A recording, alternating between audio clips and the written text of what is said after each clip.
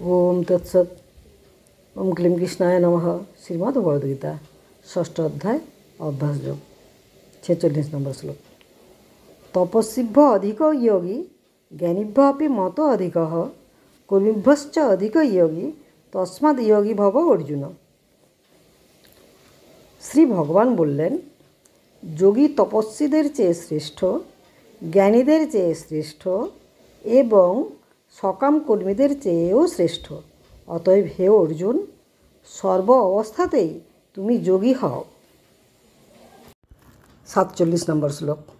যোগী নামপি সর্বেষাং মদ্গতেন অন্তরাত্মনা শ্রদ্ধাবান ভজতে ইয়ো মাম সমে যুক্ত তমোমতঃ।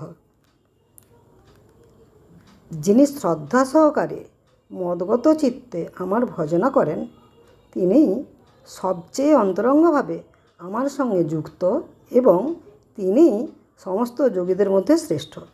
ইহাই আমার অভিমত। 12 নম্বর শ্লোক।